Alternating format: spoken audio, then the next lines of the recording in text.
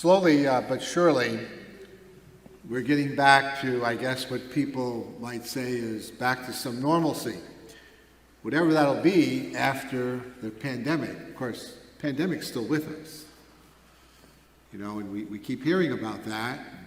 Hopefully we're vaccinated or will be vaccinated sometime in the near future. But we need to be on guard. But we're slowly coming back. You walked into church, you say, oh, things have changed here. We now have the chairs back.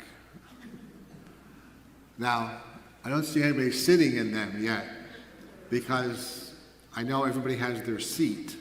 But today at the 8 o'clock Mass, there was people, they had their chairs back. They were sitting on the floor for the last year and a half. No, I'm just kidding. I'm just kidding. They weren't. And then, of course, you came in here, and it's hard to see this gloomy day, but the floors of the church were waxed and buffed and whatever else, and you can see your reflection in them. It only took me 3 days to do it, so. You don't think so? I don't think so, but. But the other thing that we're changing today is communion procession. For the last months, I don't know how long now, we were doing communion stations on this side of the church and that side of the church. And so, starting today, we're going to go back to our previous manner of reception of communion. So, the people in these sections, there'll be a Eucharistic minister on either side, right next to the step on either side. You just come down the center aisle, 2 by 2, and then you can go back to your seats. You remember that? It was so long ago you probably forgot. That's how we used to do it. And then you know that I have a special name for this section over here. I call this the peanut gallery.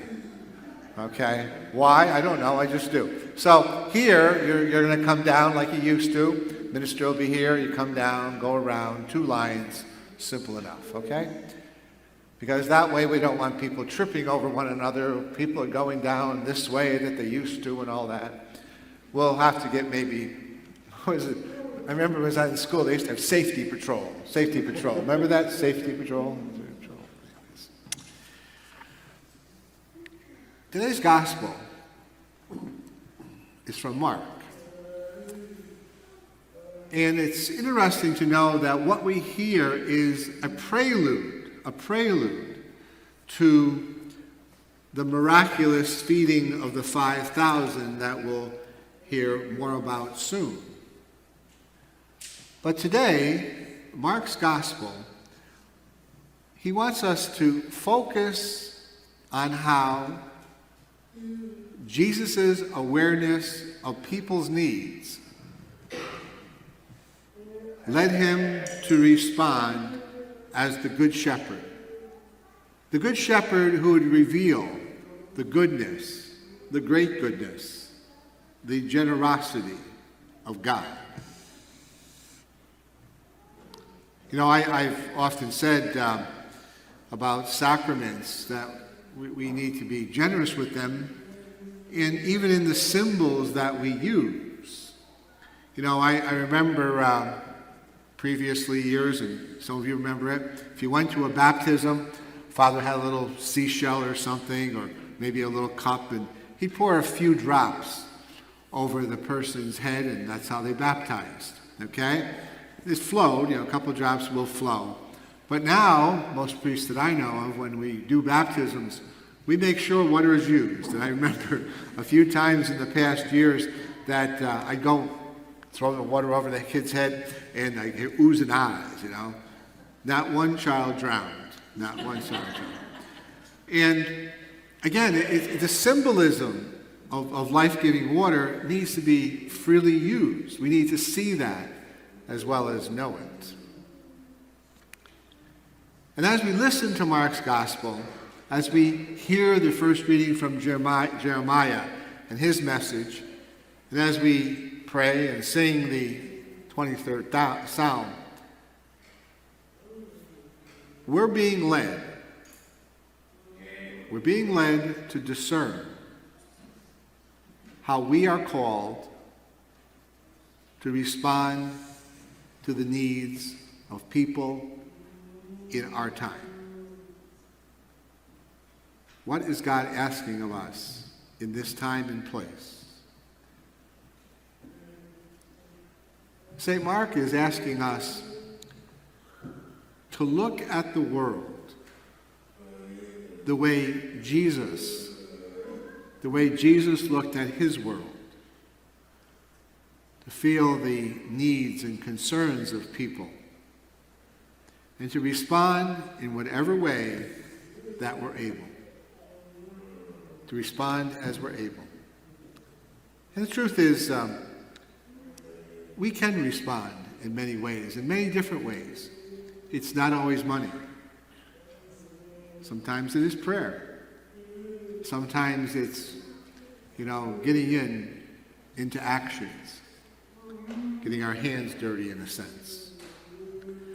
So maybe the question this weekend is, how will we, as a person, as a family, as a church community, as a people in general, respond to the needs of people around us? Last week I talked about our walking tour of life, Well, that's ongoing. And in that tour of life, we see things. I didn't tell this to the other Mass that I presided at today. But yesterday we had a funeral here of a young person, 33 years old, who died in December. And because of COVID, it was difficult to do what the family wanted as far as having a lot of people be present, and there were. And so we waited till yesterday.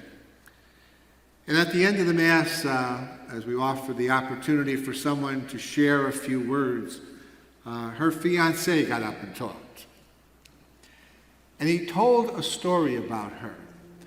And he said, this is the way she was. One day, she had to go to the store for something.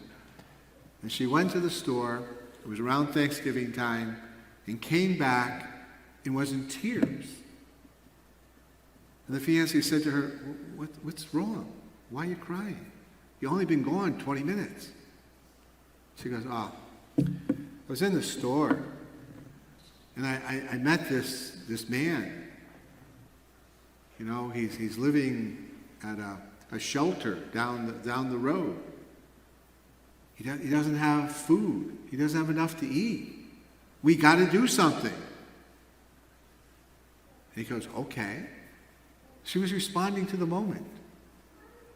And so they called over and said, we'd like to cook and bring over to this gentleman a Thanksgiving dinner.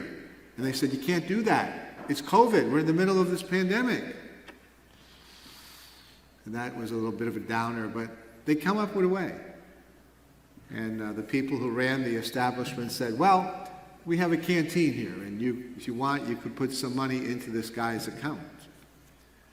And as the fiancé said yesterday at Mass, believe me, she put more money in his account than any dinner would have cost on Thanksgiving. But she was responding to the walking tour of her life. And to use the imagery of today's readings, how will we be good shepherds to one another and to others every day in our words, in our actions?